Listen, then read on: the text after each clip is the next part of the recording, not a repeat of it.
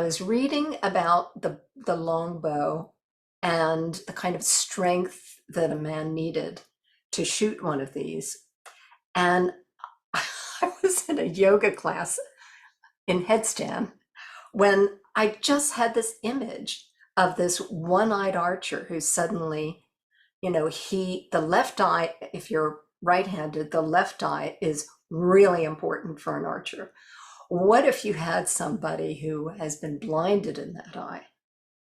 And and so he's the kind of detective who's, you know, he's alienated from society, he's alienated from himself, he's kind of this brooding, moody, gorgeous man. And I had the first scene with him, which is the second chapter in The Apothecary Rose. It just came to me in a headstand.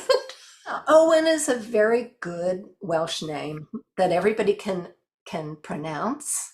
It's pretty familiar. Some of the books, like A Gift of Sanctuary, in which I use a lot of Welsh characters, people really stumbled over the names, which I loved the names, but an archer because he was an archer, and so he's just that's not his patronymic name, but that is what people call him. Oh, an archer. The English called him that because he was a captain of archers. Well, I knew that I wanted a summoner. So Potter Digby was my kind of slithery summoner. That's straight out of the Canterbury Tales, being someone that you're not going to trust. But then people really probably wouldn't trust the summoners very much. And I knew that it would be a good idea to have a healer, a a herbalist, a midwife.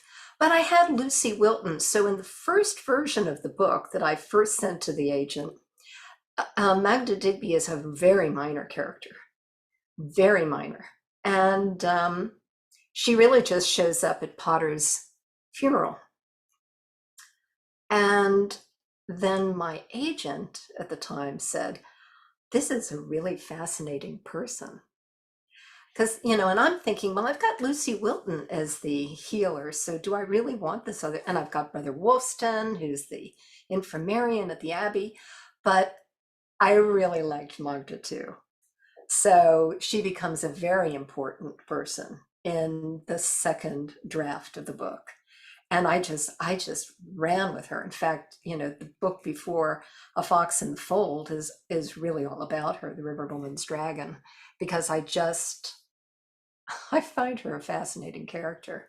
But so I needed her. I thought that I needed, the archbishop. I didn't realize I was going to get so into the actual archbishop. So I wanted this church structure because York is I mean, that's the Archbishop of York. He's the second most important person in the church in England. But I also wanted merchants. I wanted the innkeeper. I wanted Bess and Tom Merchant, the innkeepers who are more, salt of the earth kind of people. And yeah, I just, the slithery secretary who's actually a very good man, Johannes. And so those were the characters that I felt that I needed. I happened to be in York for Christmas when my agent called me and said they want another book. They want this book and they want more. They aren't going to buy this book if you can't say that it's going to be a series. This was Michael Dennedy at St. Martin's Press, and I was over the moon.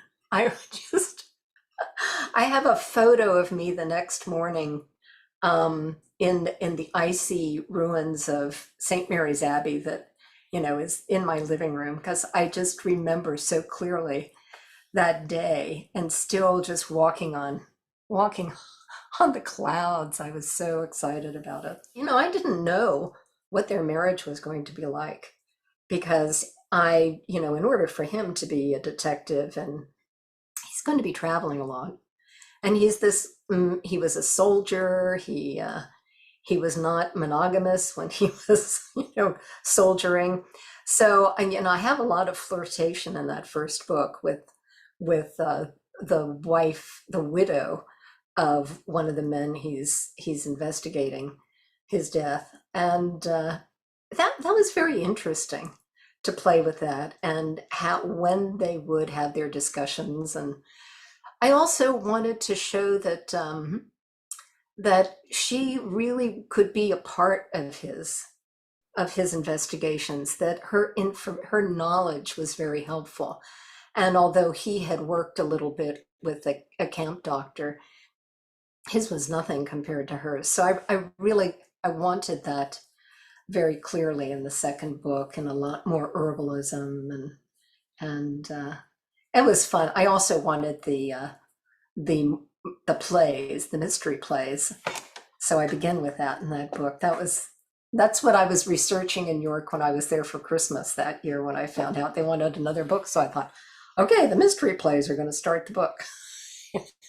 Almost all of the titles for my books have started out. I mean, A Fox in the Fold, which was the next book. I wanted something that sneaks into the city, that is not friendly, that is very dangerous. And I thought that was, I had that title at the beginning. Partly, I have to say that that Anne Louise Avery had just come out not long before I started that book with a new Reynard, with a new version of the great story of Reynard the Fox. So I had foxes in my head, and I've been playing with the cover artist for Severn House with something in the title that he can put in the O in my name, and Robb. So this one's going to be the last one was a dragon. This one's going to be a fox. And as I'm writing the story, I have this character who has a name similar to Reynard, but not quite, who I begin to realize as I'm writing the book that this is Reynard. This is my fox.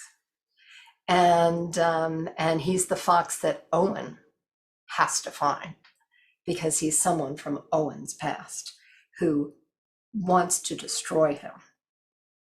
And so when I started the book, it was just a general idea that there's going to be this fox in the fold, somebody that he doesn't think is the enemy at first, and is.